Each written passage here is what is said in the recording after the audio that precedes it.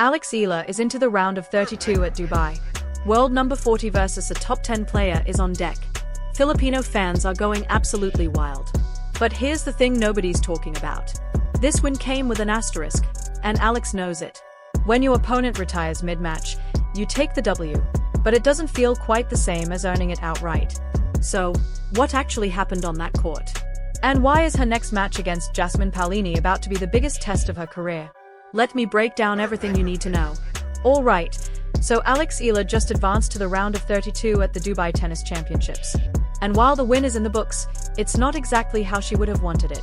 Her opponent, American Hailey Baptiste, had to retire during the second set due to an abdominal injury.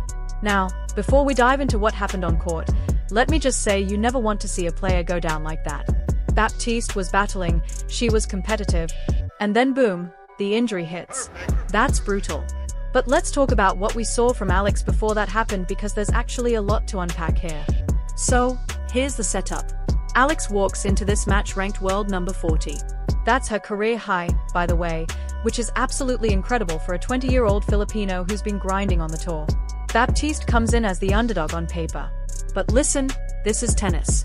Rankings don't mean anything if you can't back them up on court. And the first set, that was all about Alex proving she deserves that ranking. 6-4 in the first set. Clean, controlled, efficient. But let me tell you, it wasn't a blowout. This wasn't one of those matches where she just steamrolled her opponent and never looked back. Nah, Baptiste made her earn it. You could see Alex had to stay focused, execute her game plan, and couldn't afford to switch off for even a second. And that's exactly what you want to see from a player at her stage, right? She's not relying on talent alone anymore. She's thinking, she's adjusting. She's being professional about it. Now, what I loved about that first set was Alex's composure. She's playing in Dubai, which is basically a second home for Filipino tennis fans. The crowd was packed with Filipinos cheering her on. You could hear it through the broadcast. Just this energy in the stadium, and that can be a double-edged sword. You know, on one hand, it's amazing. The support, the love, the energy, it lifts you up. But on the other hand, there's pressure. You don't want to let them down. You don't want to disappoint the people who traveled, bought tickets, and are screaming your name. And Alex handled that beautifully.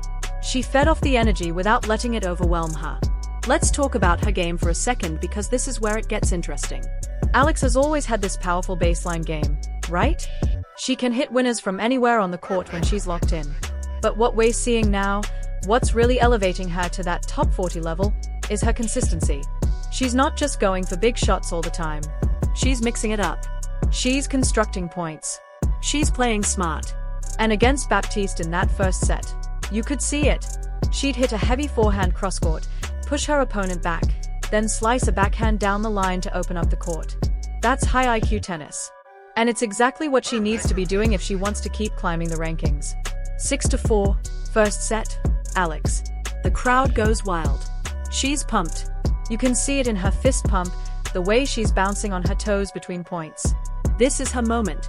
This is her tournament. And then the second set starts, and things get complicated. So Baptiste comes out firing in the second set. She's not going away quietly, which honestly, you've got to respect. She pushes Alex in the opening game. Multiple deuces, back and forth. Alex is defending. Baptiste is attacking. And the tension is building. Then Baptiste grabs the first game. 1-love in the second set.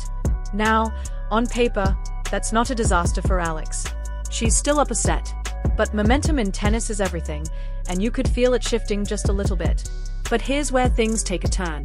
Right after winning that game, Baptiste starts showing signs of discomfort. You could see her grimacing, touching her abdomen, moving a bit differently. And if you've watched enough tennis, you know that look. That's not just fatigue. That's pain. That's something wrong. And sure enough, she goes to her chair, speaks with the physio, and then makes the call to retire. Now, look, I don't care what anyone says. Retiring from a match is never an easy decision. You're competitive. You want to finish what you started. But when your body is screaming at you, when pushing through could mean a serious injury that keeps you out for months, you've got to be smart. And Baptiste made the smart call. Abdominal injuries are no joke. You need your core for literally everything in tennis. Serving, hitting ground strokes, moving side to side. If that's compromised, You're only hurting yourself by staying out there. But let's talk about Alex's reaction because this is what separates the good players from the great ones. She didn't celebrate. She didn't pump her fist. She walked up to the net, shook Baptiste's hand, and you could see the concern on her face. And then afterwards in her interview, she said, quote, "I really hope Haley is okay and will bounce back soon." That's class. That's sportsmanship. That's a champion's mentality right there. She knows this isn't the way you want to win. She knows Baptiste was fighting, and she's genuinely hoping her opponent recovers quickly. That's the kind of character you love to see. Now, let's be real for a second. A win is a win. It goes in the record books the same way whether you win 6-0, 6-0, or your opponent retires in the second set. Alex advances to the round of 32. She gets the ranking points. She moves forward in the tournament. But I guarantee you, she's not feeling completely satisfied with how this one ended. Every competitor wants to earn it, you know? They want to close it out themselves, shake hands at the net knowing they left everything out there. So, yeah, there's probably a tiny part of her thinking, I wish we could have finished this. But at the same time, she's a professional. She takes the win and moves on. And speaking of moving on, let's talk about what's next because this is where things get spicy. Alex Eala, world number 40, is about to face Jasmine Paolini, world number 8 and the 6th seed in this tournament. If you don't know Paolini, let me fill you in real quick. She's Italian. She's been on fire lately. And she's one of those players who just doesn't give you anything for free. She grinds. She defends. She makes you hit 5, 6, 7 extra balls to win a point.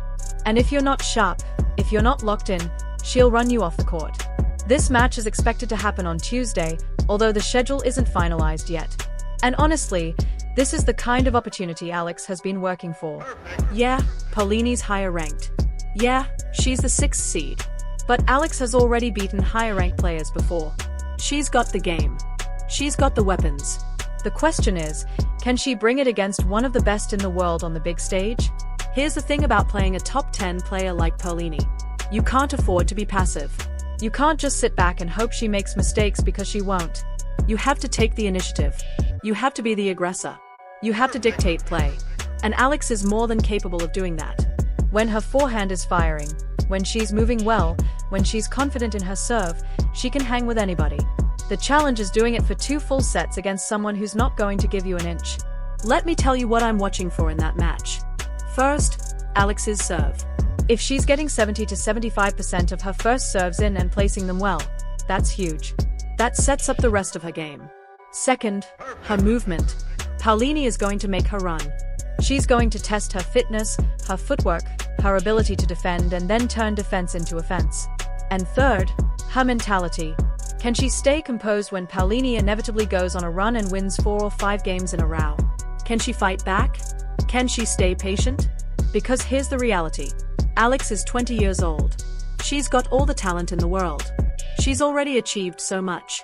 But these kinds of matches, these battles against top 10 players, this is where you find out what you're made of. This is where you learn. This is where you grow. Win or lose, playing Paolini is going to teach her something. It's going to show her where her game stands against the elite. And honestly, that's invaluable at this stage of her career. Now, let's zoom out for a second and talk about the bigger picture. Alex Eala is not just a tennis player. She's a symbol. She's an inspiration for an entire country.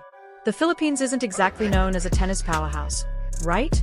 But here's Alex breaking barriers, reaching career-high rankings, competing on the biggest stages.